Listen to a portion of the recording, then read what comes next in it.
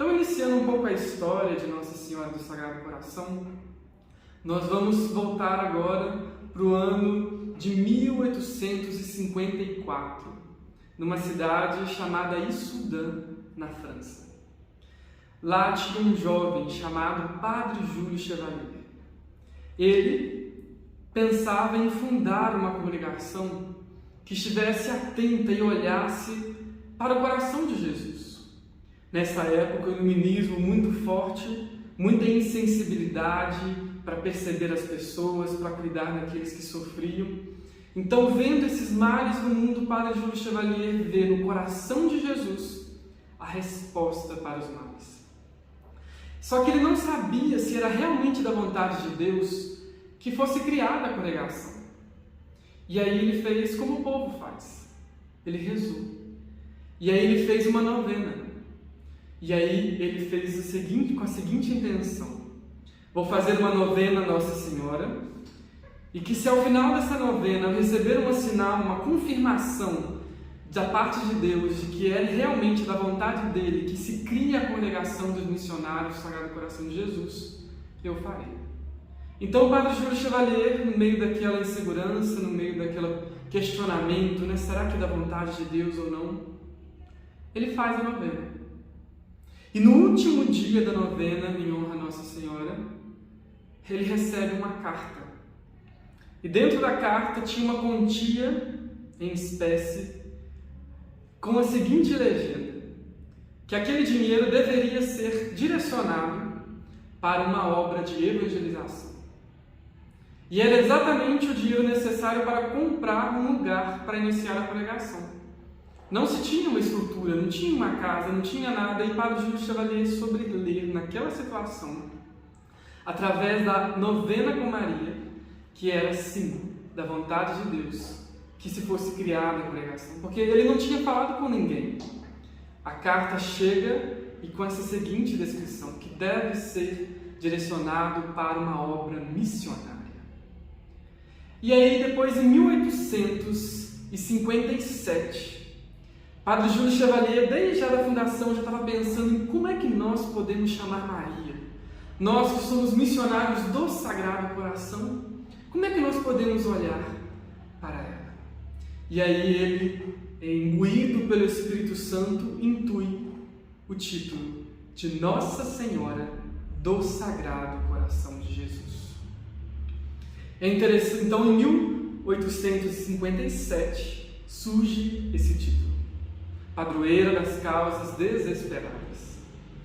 Interessante que foi um momento muito difícil. E aí a gente pensa assim, depois desse sinal de Deus, depois disso que aconteceu, tudo foi fácil na vida do Padre Júlio Chevalier, tudo foi fácil para a congregação. Porque se o próprio Deus deu a bênção dele, provando que era da vontade de Deus, então tudo ia se encaminhar. Pois é, mas não é assim. Os desafios, os obstáculos continuaram do mesmo jeito. A congregação, com o tempo, teve que se dispersar por conta da perseguição. E aí, nesse momento de maior dor, de maior tristeza, em que imaginou-se que talvez seria o fim da congregação, foi quando a congregação realmente se tornou missionária e se espalhou por todo o mundo. Até esse momento, até o momento que eles se mantinham na França, era uma congregação de missão, sim, porém ainda ali na região. Mas, quando eles foram forçados a abandonarem, a fugirem da França, a congregação se espalhou. E o que parecia ser o fim foi o início daquilo que nós temos hoje. Hoje nós estamos presentes em 50 países, nos 5 continentes. Interessante, quando a gente olha para isso, para toda essa história, a gente vê o papel de Maria. O filho, Padre Júlio Chevalier, no meio da dúvida, no meio da insegurança, olha para a mãe, pergunta, pede ajuda, pede auxílio. E daí vem um dos títulos mais teológicos para Maria já existentes.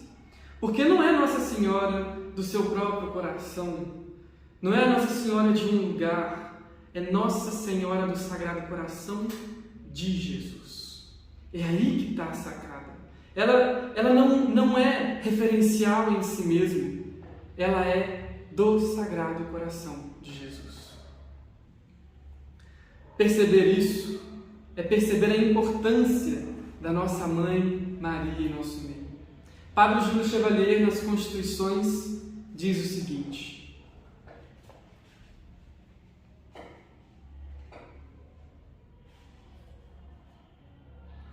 durante a primeira novena, em dezembro de 1854, nós tínhamos prometido à Santíssima Virgem que, se ela atendesse nossa prece, nós tornaríamos o título de missionários do Sagrado Coração de Jesus e nos esforçaríamos por realizar todo o seu maravilhoso e profundo sentido. Padre Júlio Chevalier escreve isso em 1862, já dizendo e confirmando um pouco dessa história que eu contei. E aí ele diz, completa: o empreendimento poderá parecer arriscado, mas nós temos provas da bênção de Deus.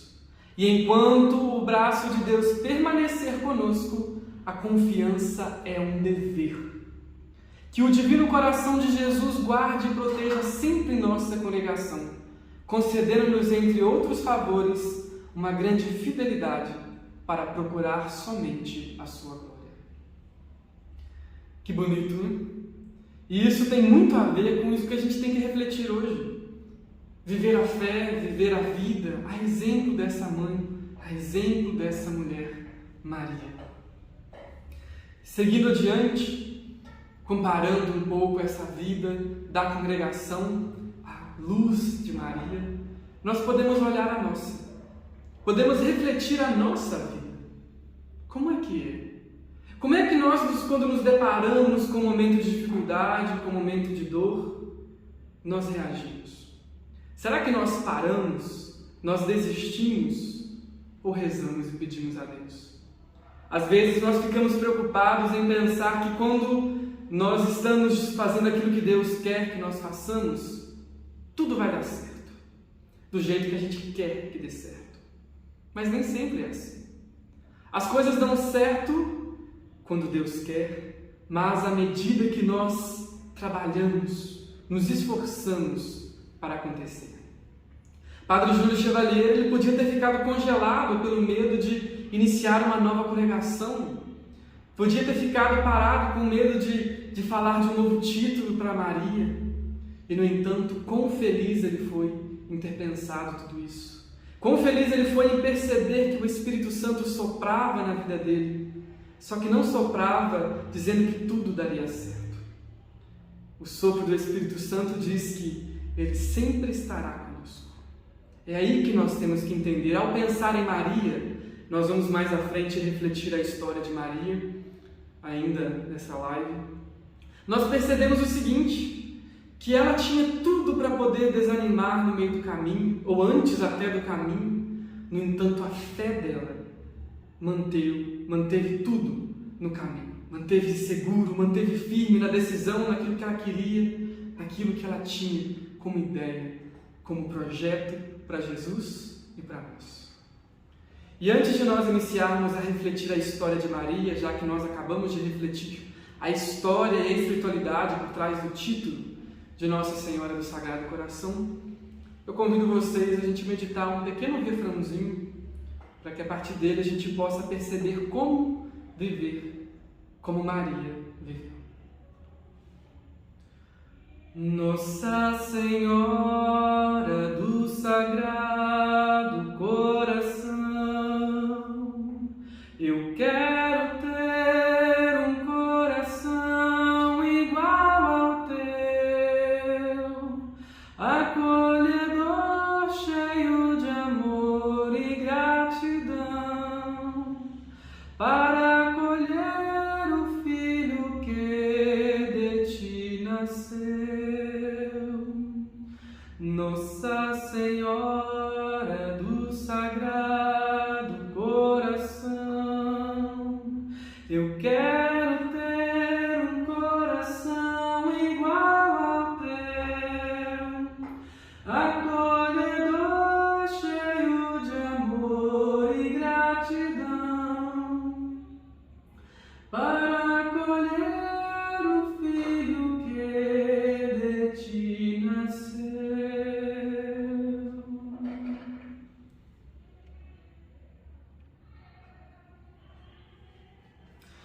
Pois é, meus irmãos. Eu convido vocês agora a refletir, a rezar a história de nossa Mãe Maria. Vamos voltar no tempo. Vamos voltar aí a mais de 2000 anos atrás. Imaginar uma jovem prometida em casamento, porém sem conhecer homem algum. Ela já sabia dos profetas, já sabia daquilo que era dito antes pelo profeta Isaías, 700 anos antes da vinda de Jesus, por outros profetas, dizendo que virá o Salvador. Ele será nascido de uma virgem e irá salvar a humanidade. Maria já sabia de tudo isso. Ela já tinha consciência de que viria para nós um Salvador. E então o anjo aparece para ela. O anjo já explica um pouco aquilo que vai acontecer, como é, o que Deus vai fazer, como o filho será, qual o propósito de tudo aquilo. E, no entanto, Maria, mesmo diante de um anjo, ela para e pergunta: mas, Senhor, como isso vai acontecer? Eu não conheço homem algum.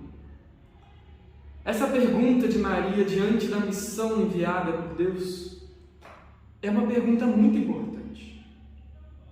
Porque todos nós temos uma missão para a nossa vida. E às vezes nós nos esquecemos desta missão. E esquecemos de perguntar também a Deus: como é que eu posso fazer isso acontecer?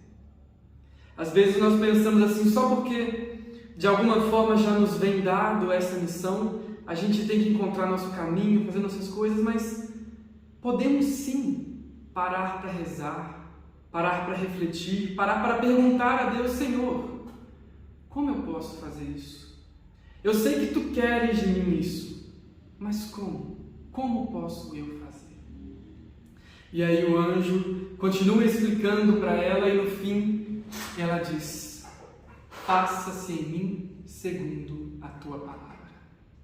E nesse momento o Verbo se fez carne e habitou entre nós. Olha que bonito essa cena. Depois de, mesmo na dúvida, mesmo num singelo questionamento que Maria faz, ela aceita a missão e diz: faça-se em mim segundo a Tua palavra.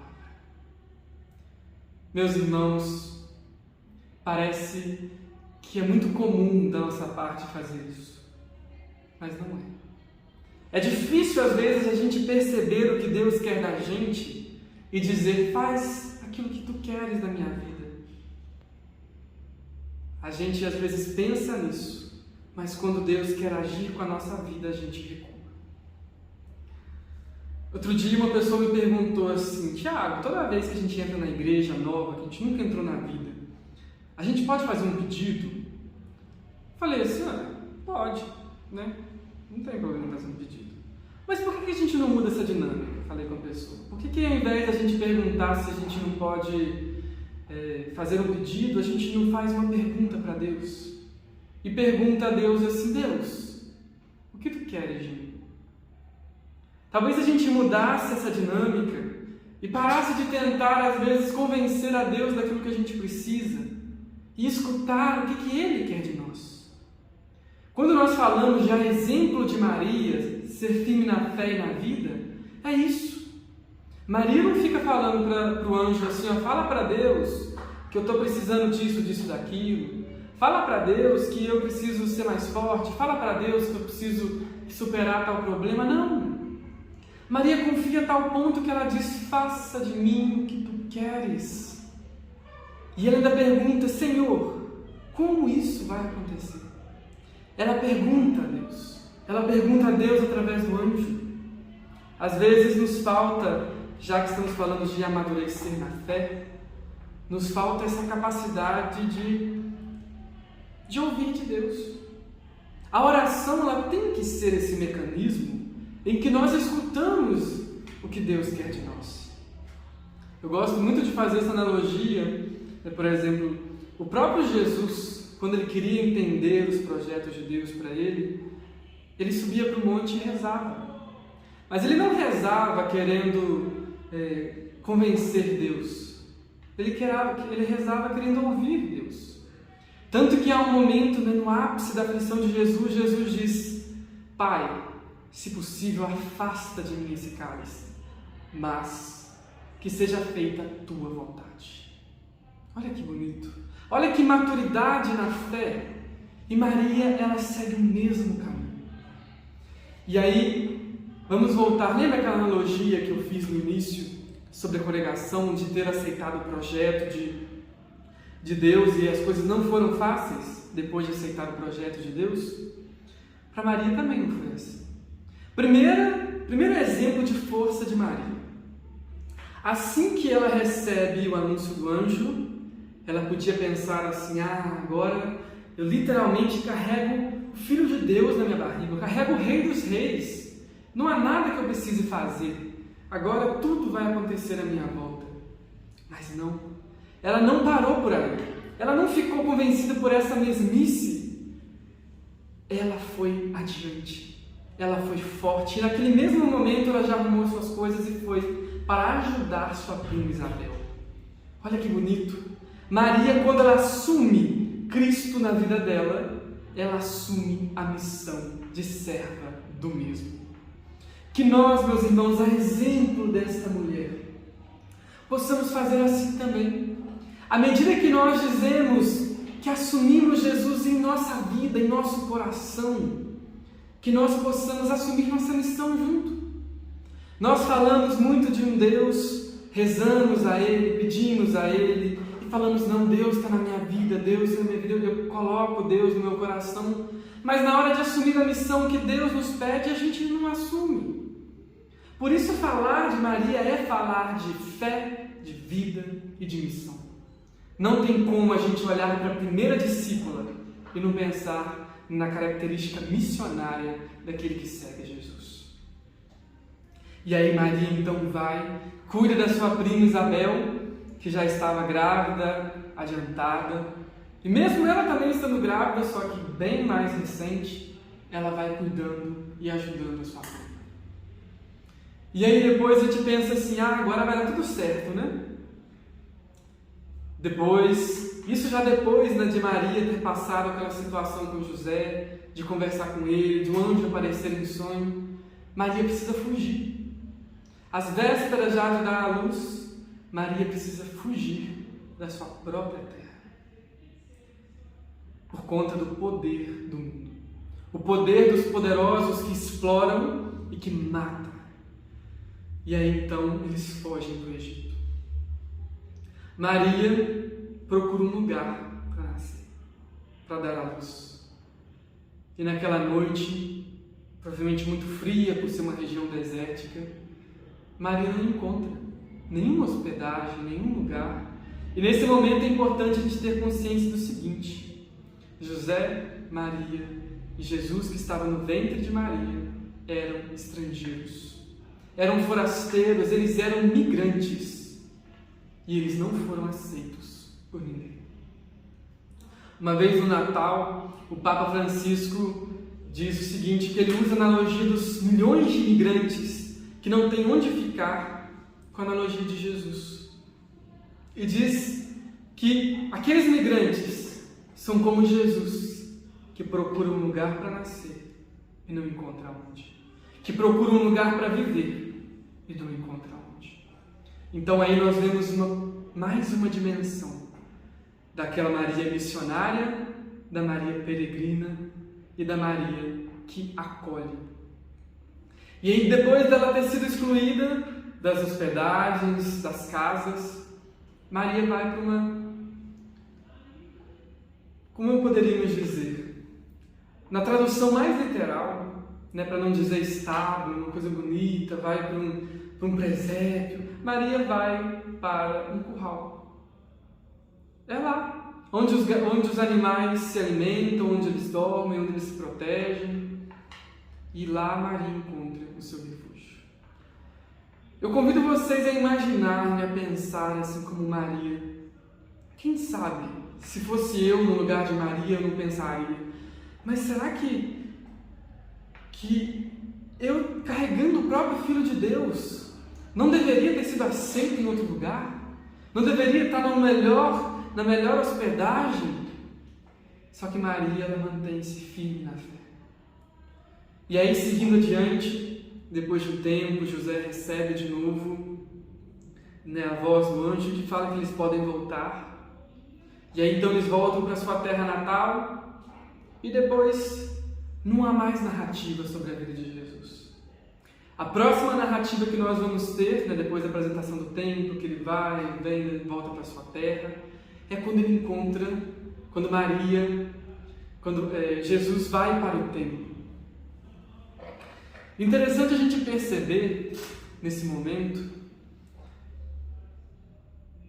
que não é fácil para quem assume a missão de Deus. A gente pensa que quando a gente diz sim, tudo se resolve. Mas Maria nos mostra e nos prova que não. Mas aí vem a força dessa mulher. Imagine, por exemplo, ela educando Jesus, criando esse menino que caía, que machucava, que brincava, que andava pela cidade, pelo bairro, fazia amigos. Talvez Maria olhava para aquela criança e olhava, que criança comum, como todas as outras. E é interessante que Maria fica nesse silêncio do mistério, que não se manifesta depois do anúncio do anjo, depois do anúncio do anjo a José, fica um silêncio. Deus não fala, pelo menos os evangelhos não narram nenhuma fala mais, nenhum acontecimento milagroso.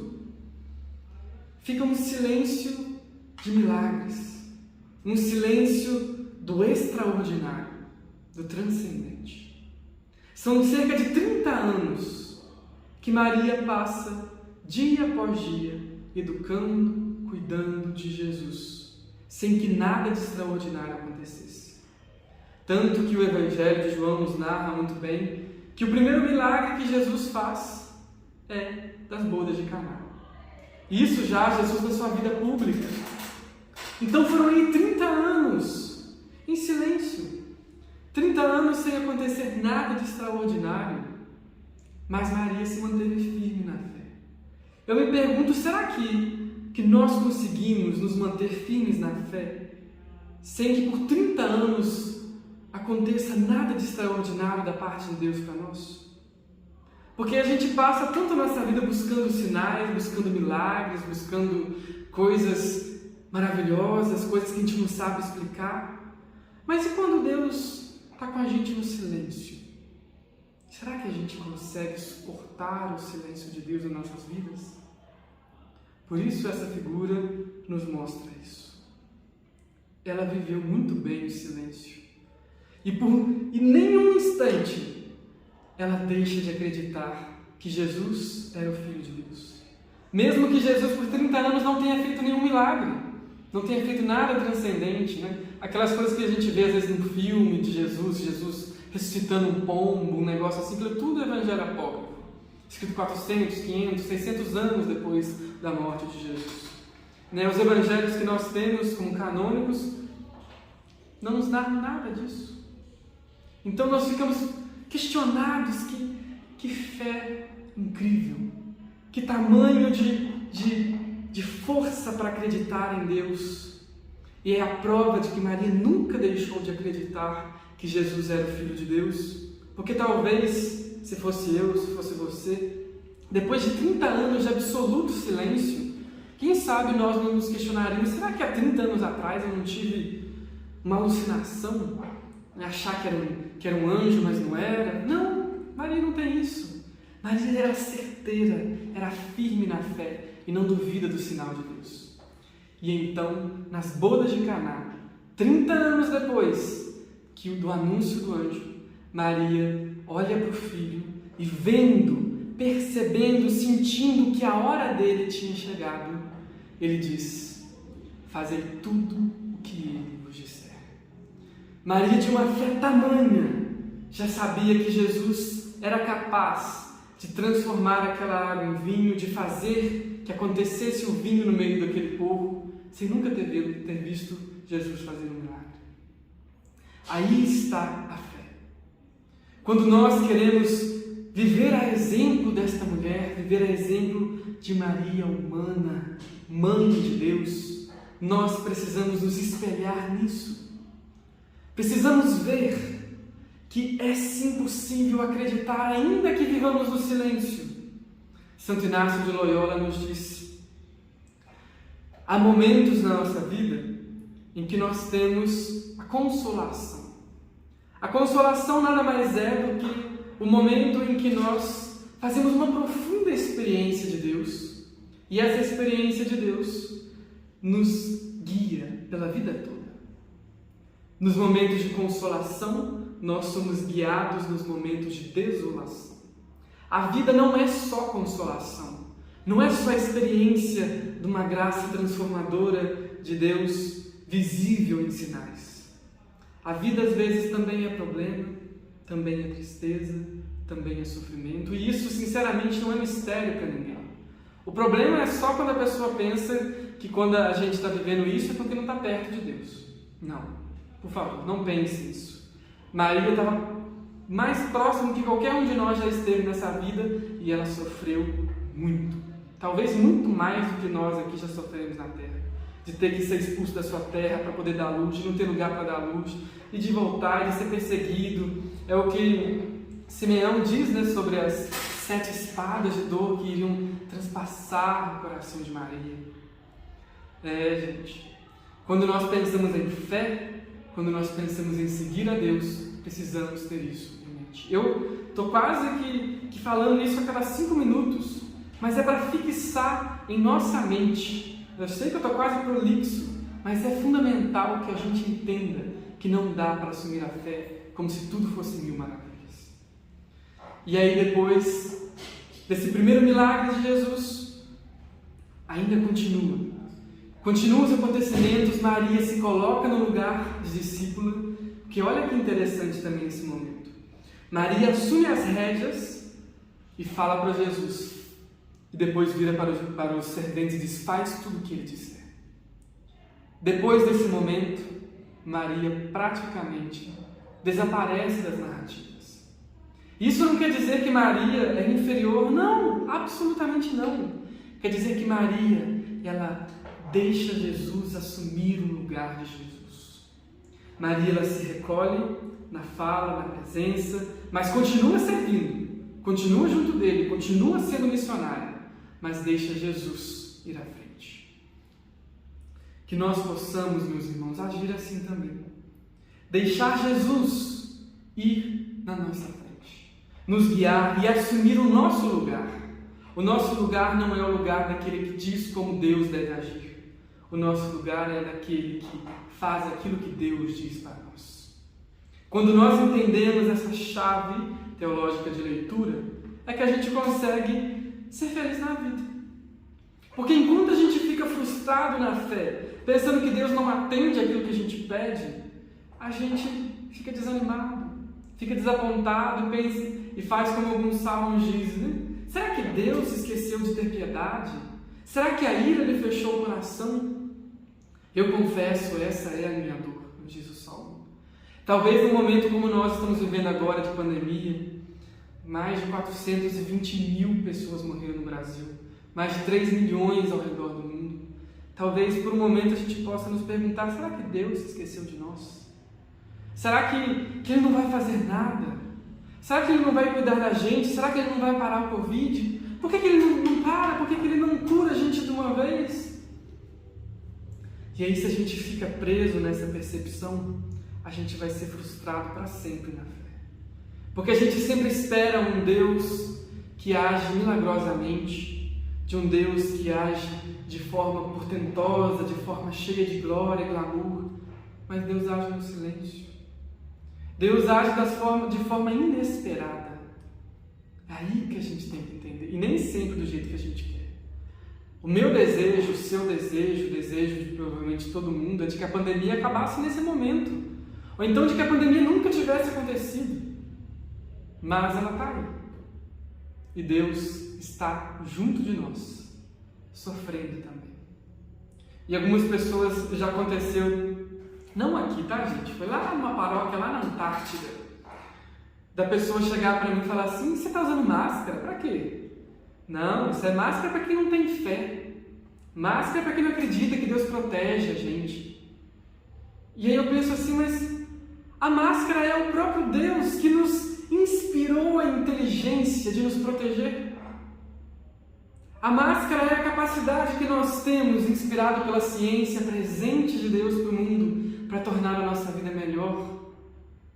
A inteligência. Olha só, a gente pensa que Deus age de forma direta. Deus viria e nos protegeria do Covid. Pronto. Ah, que maravilha. Mas às vezes Deus vem de outra forma. Vem nos dando a inteligência para nos proteger dele. Deus não fica fazendo as coisas para nós. Deus nos ensina a fazer as coisas. Porque assim como você que é pai e mãe, você sabe que você tem que educar o seu filho na fé, na vida, nas coisas. Você quer que o seu filho seja maduro, não é verdade? Que ele amadureça na fé, que ele cresça, que ele se torne uma pessoa melhor. Deus também quer isso.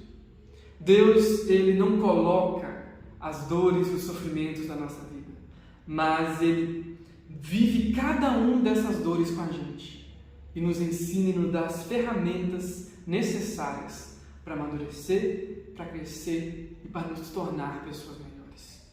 Tenhamos isso em mente. Guardemos isso no nosso coração. É assim que Jesus age com a gente. Nem sempre ele vai agir do jeito que a gente quer. Se Deus agisse do jeito que eu quero, nossa Senhora, eu acho que o mundo ia ser um conto de fadas. Mas não é assim. E que bom que não é assim.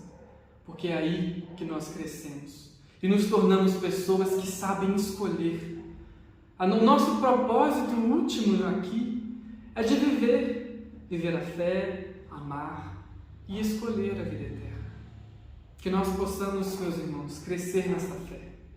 E quando nós olharmos para nossa Mãe Maria, com essa imagem que belíssima, aqui nós vemos Nossa Senhora do Sagrado Coração apontando para o coração de Jesus. E ela aponta como o coração dele como remédio para os males do tempo. E aí Jesus aponta o dedo para Maria. Aponta como exemplo a ser seguido. Maria nos é muito cara na igreja. Vocês já notaram isso? Como é que a gente tem facilidade de nos aproximar de Maria? É porque é mãe. E a gente adora uma mãe, a gente ama uma mãe. É aquela pessoa que a gente vai e chora nossas tristezas, tem mais intimidade, profundidade. Às vezes é mais fácil para nós chegar em Maria. E aí, quando nós chegamos a ela, nós temos que ter a certeza que nós somos direcionados ao próprio Deus. Nas Constituições MSC, tem uma parte que diz assim, deixa eu encontrar aqui um instante. O título de Nossa Senhora do Sagrado Coração mostra aquela que foi abençoada entre todas as mulheres, pelo coração de um Deus que ama. Esse nome abençoado nos faz compreender que esta Mãe Celeste, participando do triunfo de Cristo na glória eterna, permanece nossa poderosa advogada, junto ao coração de um filho que também ama. Padre Júlio Chevalier, 1857. Olha que bonito. No coração de um Deus que ama, nós vemos, através de Maria, um Jesus que também nos ama. Quando nós vemos a imagem, algumas pessoas criticam muito, né? Ah, mas por que vocês têm imagem? Vocês adoram imagem, vocês adoram Maria, vocês não sei o quê. Nananana. A imagem, gente, é isso daqui. Gesso, se cair no chão quebra, não tem problema quebrar. Não tem problema acontecer alguma coisa. Às vezes a gente vê uma pessoa vandalizando a imagem de Maria, a gente fica triste, claro, pelo ódio, mas isso não atinge em nada Deus, não atinge nada Maria, porque ela não é esse gesso, essa resina. Ela é muito mais. Por isso que isso não ofende, não ataca, não diminui a figura deles. Quando, por exemplo, você pega uma imagem, uma foto, você pega uma foto de uma pessoa que você conhece, por exemplo, e aí você olha, muito tempo que você não vê aquela pessoa, você olha aquela imagem te lembra da figura. Assim as imagens que nós temos na igreja são para nos lembrar de Maria, ou de Jesus, ou de um santo. Quando nós olhamos a imagem, nós não podemos deixar nossa mente, nossa oração parar na imagem. Nós devemos, ao olhar para a imagem, ser diretamente transportados por aquilo que ela representa, para o significado que ela traz. Na nossa igreja, nós colocamos uma imagem do Cristo crucificado, muito bonita, muito bela. E quando nós chegamos na igreja e olhamos para aquele Cristo, nós não podemos parar naquele gesso, naquela madeira. Nós olhamos adiante. Por isso que nós temos imagens na igreja, para olhar além. E quando nós vemos esse símbolo que é a imagem, nós conseguimos ver aquilo que o nosso coração busca, que é a figura do santo, de Maria ou do próprio Jesus. Depois desse parêntese, falando sobre as imagens, vamos voltar, já caminhando para o encerramento desse nosso momento, para Maria. Já que nós estamos rezando a história dela, nós chegamos ao fim, no momento em que Jesus é condenado à morte. Imagine a dor de uma mãe, vendo o próprio filho sendo condenado à morte por fazer o bem, por amar, por cuidar dos outros, por acolher o diferente. E Maria aprende tudo isso com Jesus. Aprende a acolher, a amar, a cuidar. E eu me pergunto se nós, quando olhamos para a figura de Maria e queremos seguir o exemplo dela, nós somos capazes de fazer isso também. De aprendendo do coração de Jesus, acolher o diferente, amar o inimigo, acolher o estrangeiro, escutar aquilo que nos incomoda, ajudar aquele que parece que não tem como. É difícil, eu sei, mas viver a exemplo de Maria, que é viver a exemplo de Jesus, não é fácil. É uma coisa que a gente constrói dia após dia, errando, aprendendo, se transformando. Por isso, meus irmãos, assumam para vocês a sua missão. Hoje à noite, talvez, ou quando você for na igreja, ou deitado mesmo na sua cama hoje à noite, reze a Deus e pergunte: Deus, o que tu queres de mim? Qual missão tu tens para mim? Como eu posso fazer isso acontecer? Que eu possa assumir minha missão. E aí vai rezando isso ao longo dos dias, vai deixando a figura de Maria te dar força. Que ao olhar para ela, que ao olhar para a mãe de Jesus, possamos estar diretamente ligados ao coração dele. Quando nós olhamos para esse rosto, nós devemos ver a mão dela que aponta para o coração pulsante de Jesus. E então, só assim, nós nos aproximaremos do ideal de reino que o filho desta mãe desejou para nós. Quando nós vemos Maria aos pés da cruz, sofrendo com muita dor, olhando seu filho pregado, transpassado pela lança, depois morre, é descido da cruz e 3 dias depois ressuscita. Mas até o momento da ressurreição, no ápice da dor de Maria, ela se manteve unida a toda a consolação e fé e exemplo que Jesus já havia deixado a ela. Que nós possamos fazer o mesmo.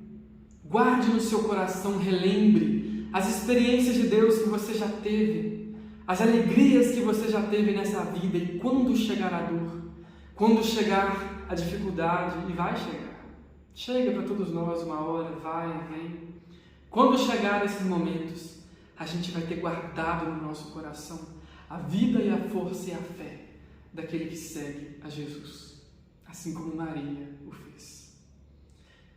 Quando Jesus ressuscita e deixa o Espírito Santo com seus apóstolos, e para Maria também, que estava junto deles, vivendo tudo aquilo, o projeto não para. Maria segue adiante, anunciando, falando de Jesus, falando do seu filho. Imagina que coisa linda. Maria dando testemunho do Salvador, dizendo: é Ele, é meu filho. Eu gerei, eu criei, eu eduquei, e agora Ele me ensina, Ele me transforma, Ele me amadurece. E é agora, nesse momento, que eu anuncio a Sua palavra. Que possamos nós, meus irmãos, ser assim. Anunciar a palavra, anunciar a alegria de seguir a Deus, mesmo quando as coisas parecem difíceis. Eu convido vocês a fazer um momento de silêncio, olhar para a sua vida e ver no que você tem seguido o exemplo de Maria. Na resiliência, na força, na fé, na vivência da vida. E se pergunte: no que eu ainda posso crescer? No que eu ainda posso amadurecer? O que me falta que ainda é possível?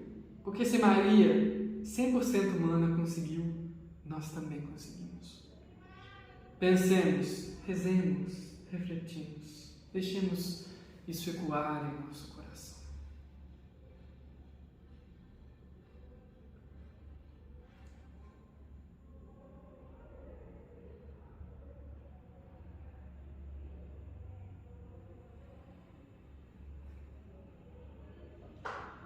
Salve, Rainha, Mãe de Deus, é Senhora nossa Mãe, nossa doçura, nossa luz, doce Virgem Maria.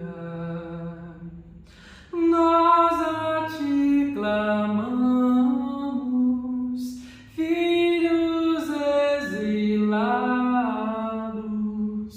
nós a Ti voltamos, nosso olhar confiante.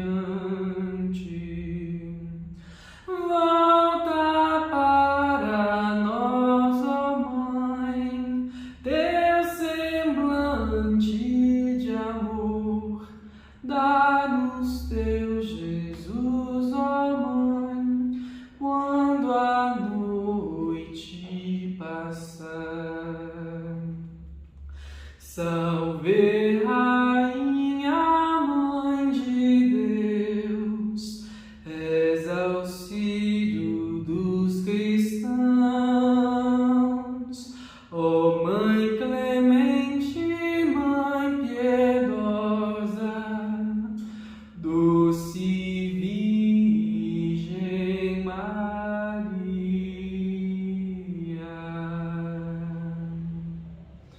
Nossa Senhora do Sagrado Coração, rogai por nós. Meus irmãos, minhas irmãs, é isso. Que nós possamos compartilhar um pouco daquilo que nós vivemos com as pessoas que nós amamos. Compartilhe hoje com Deus aquilo que você viveu, aquilo que você experienciou. Essa roda que nós fizemos aqui de partilha, que possa nos inspirar a viver melhor, a seguir melhor a exemplo dela, de nossa Mãe Maria. Por isso, que ela, Nossa Senhora do Sagrado Coração de Jesus, padroeira das causas desesperadas, ilumine nossa vida e nos dê força para passar por toda dificuldade, por tudo aquilo que assola o nosso mundo hoje. E que, olhando sempre para a vida de Maria, se você achar às vezes que está difícil, que vai desanimar, reze um pouco a vida desta mulher. Reze um pouco aquilo que ela passou e ela assume a missão. Ela assume isso que Jesus deixa para nós. Que possamos nós também, a exemplo dela, seguir a Cristo como discípulo e missionário. E assim amadurecermos na fé e na vida, vivendo e construindo aqui o reino dos céus. Então eu agradeço, o grupo do SCC, também do SNA, que me fizeram esse convite para estar aqui com vocês essa noite, partilhar um pouco tudo isso, e que nós possamos levar um pouco disso para a nossa vida. Esse é o objetivo, rezar e vivenciar tudo isso. Obrigado pelos comentários, as pessoas estão colocando também suas partilhas, seus agradecimentos. É uma alegria estar aqui com vocês. Então nós encerramos esse momento pedindo a bênção de Deus, por intercessão de nossa Mãe Maria. O Senhor esteja convosco, Ele está no meio de nós. Que por intercessão de Nossa Senhora do Sagrado Coração, abençoe-nos o Deus Todo-Poderoso, Ele que é Pai, Filho e Espírito Santo. Amém. Meus irmãos, permaneçamos em paz. Que o Senhor seja nossa companhia e Maria o nosso exemplo de vida.